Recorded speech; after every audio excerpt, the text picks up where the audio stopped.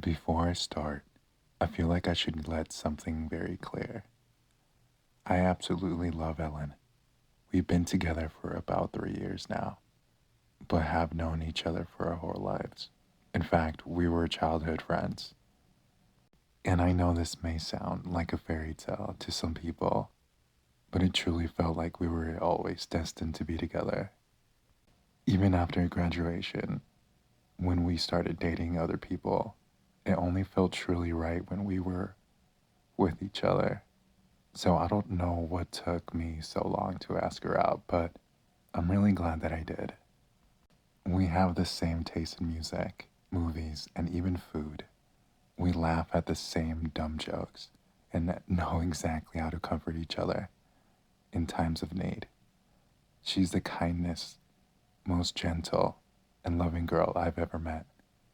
We even been talking about our plans of marriage and how we would like to have kids of our own.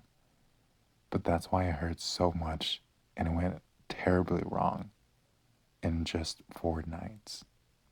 I would also like to preface that Ellen doesn't have much of a family other than me, and some very distant aunts that she never met and doesn't even know their names.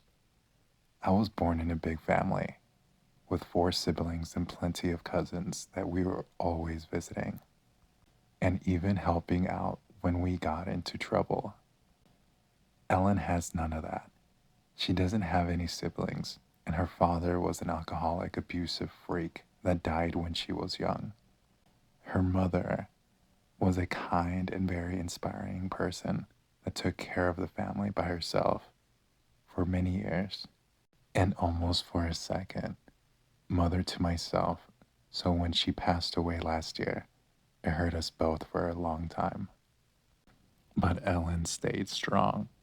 She's not the type of her feelings to easily surface, so you're going to be a lot more perceptive to get what she truly feels. I used to be proud of myself in being capable of that.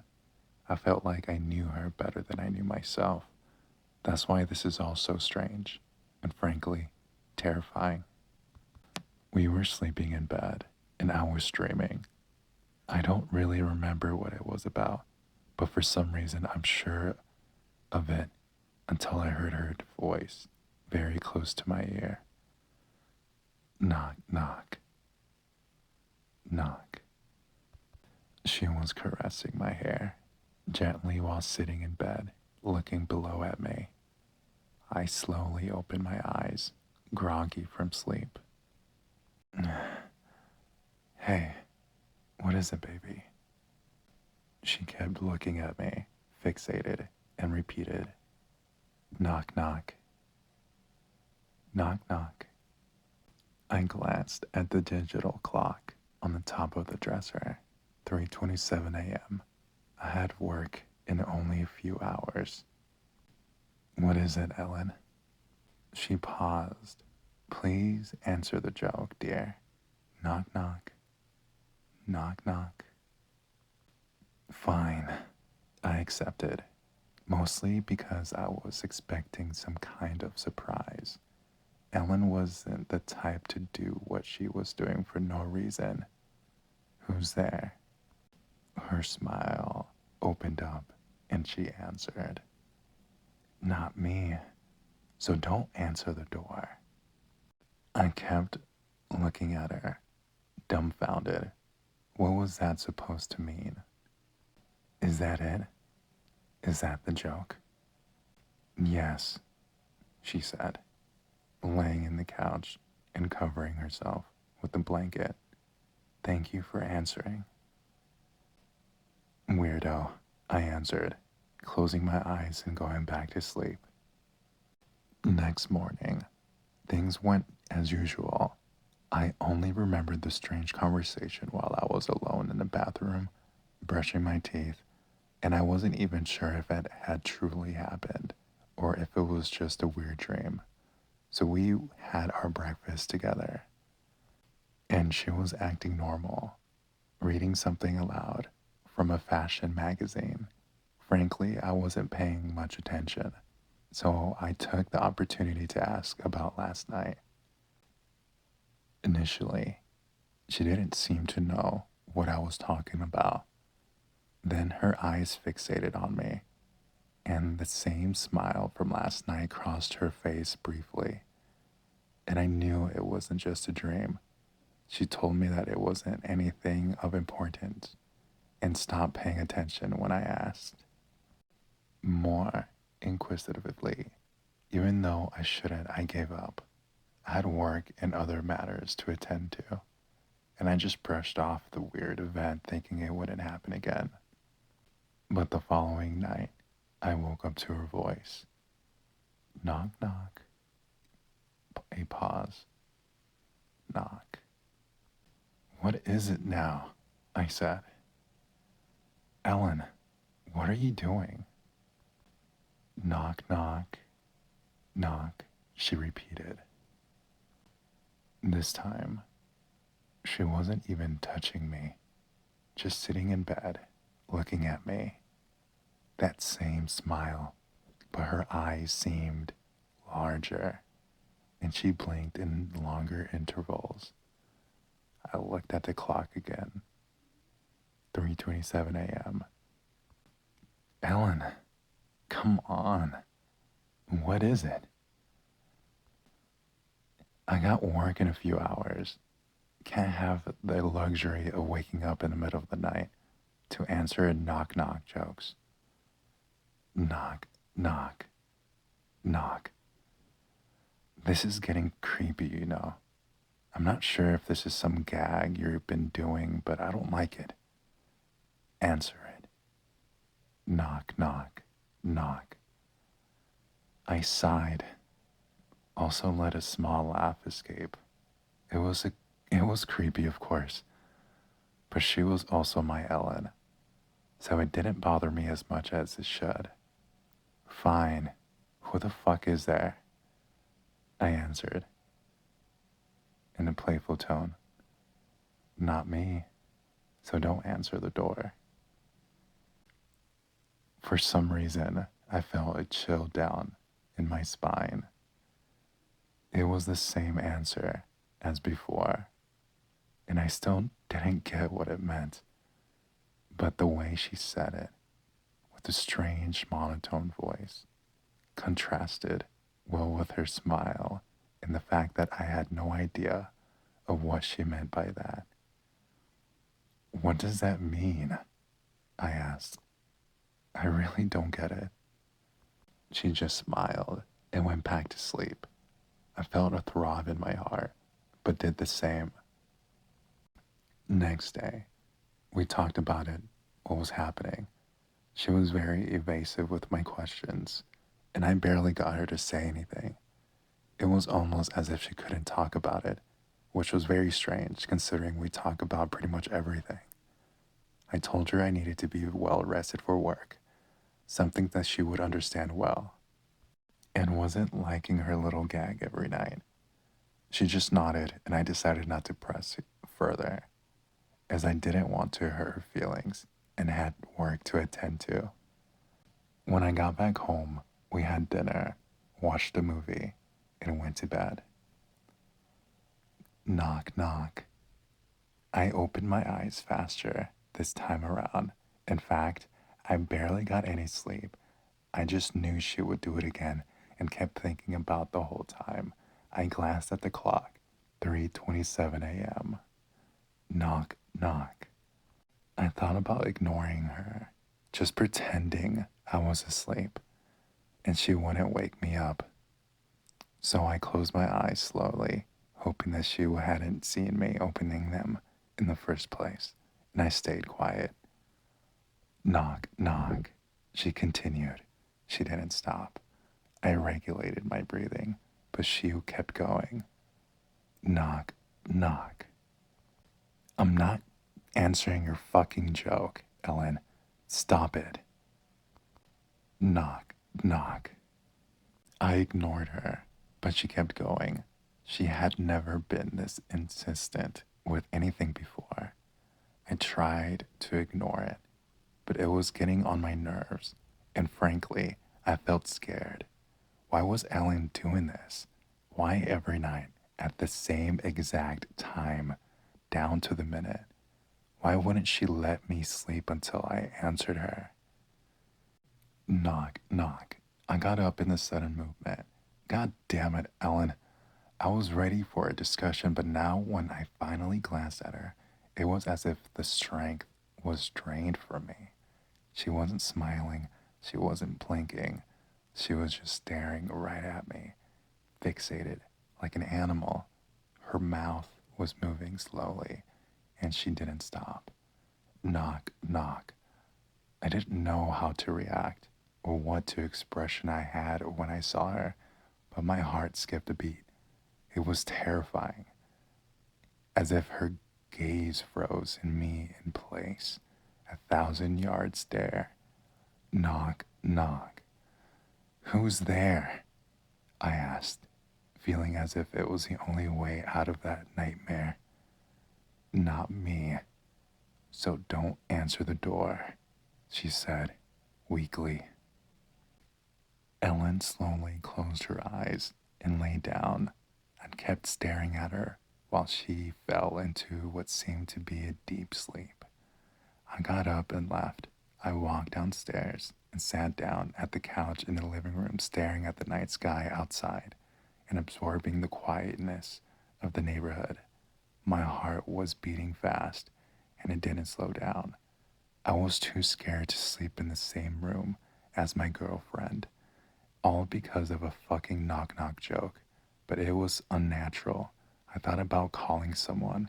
I thought about it all being some kind of sleep related issue, such as some type of sleepwalking, but it didn't make any sense. I felt so tired and decided that early morning I would call an old friend who is a psychologist and get the opinion of a professional. Something wrong with Ellen. I stayed in the couch as the day rose, and once Ellen woke up, she was acting normal again, even asked me why I wasn't in bed. I didn't answer. In fact, I didn't speak to her and simply left for work. She seemed very upset, but I wouldn't do anything about it. Once I got to work, I called my friend, told him everything that was happening in as much detail as I'm describing now. He didn't seem as worried as I figured, but we agreed in making an appointment for next week. Now I just needed to convince Ellen to come with me. I received plenty of text messages from her. She seemed very worried and sad and even confused. She apologized a lot, and it broke my heart a little. I felt bad. I shouldn't have, but I answered her and made her promise it wouldn't happen again. I also told her about the appointment, and she seemed reluctant but agreed to go with me. So we made up. This was Ellen after all, the girl I knew ever since I was 6 years old, the woman I loved that had taken care of me for years. And as much as that strange behavior creeped me out, she wasn't doing anything particularly frightening or even dangerous. So for a brief while, I convinced myself I should give her another chance. When I returned home from work, we stayed together. She even prepared my favorite meal. Ellen was acting as gentle and caring as I always remembered, and I slept with her in our bedroom, even though it was still reluctant. Knock. I couldn't believe it. She promised me she wouldn't. Knock. I gazed at the clock. 3:27 a.m. Always. Knock. I was laying on my stomach and I couldn't see her face. In fact, I didn't even bother to look at her. I was feeling more sad than scared. At that point, sad that she had broken her word. Knock. Who's there? I answered, determined to just go to sleep.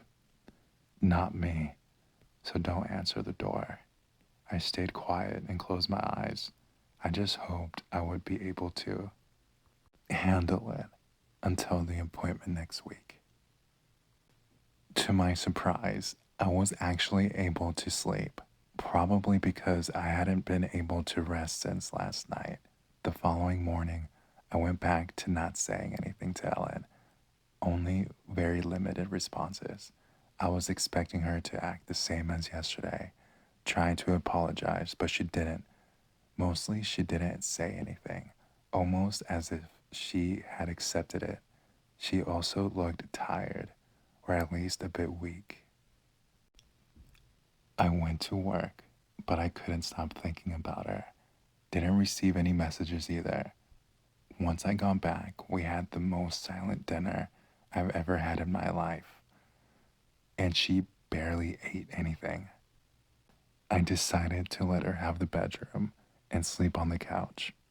I wasn't sure if it would stop her, but held on to the hope that she wouldn't go downstairs, only to tell me the same knock knock joke. Again, I covered myself with a blanket, shaked off that uneasy feeling, and tried to sleep. I had a deep sleep without dreams. Felt like I was lost in darkness. Then I heard breathing. Opened my eyes to see Ellen standing above me, looking at me with big fixated eyes and dilated pupils that didn't seem to belong in such completely neutral expression, watching me sleep. I almost screamed in terror, jumped out of the couch, and her eyes followed me as I stumbled through the dark room, creating distance between us. For a moment, I was able to glance at the clock above the table, 3:27 a.m. Ellen, what are you doing? I asked, desperate, but she didn't move. In fact, she didn't say anything, just stared at me, as if I'm made of glass and she could see right through me. Then I heard a knock on the front door. Instinctively, I looked at that direction. It was followed by another knock and another, someone almost pounding at the door. I glanced back at Ellen, and she was still staring at me. Slowly, I got closer to the door, and she didn't move. The pounding continued. Who's there? I screamed. It stopped, and then I heard a voice. John, John, can you hear me? Open the door, please. John, please open the door. I froze in place. The voice kept calling me, but I couldn't believe it. It was Ellen's voice, coming from the other side of the door. But it couldn't be.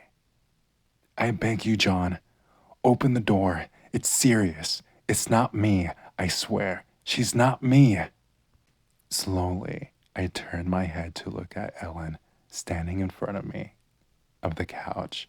She was looking at me, the same fixated eyes and a terrible wide grin across her face. The pounding continued. John, open the door, please. You have to trust me.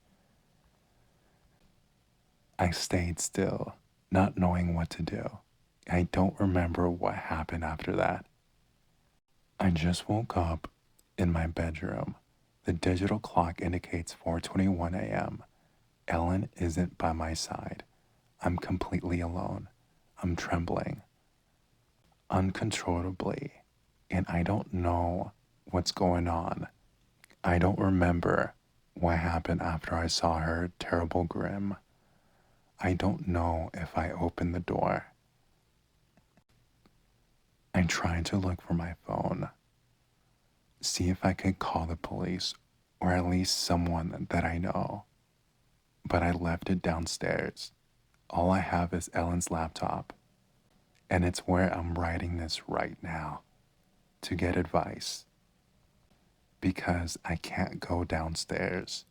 The corridor is dark, very dark, almost as if the shadows were leaning into the room, and I can hear a faint scratching sound coming from below. What should I do?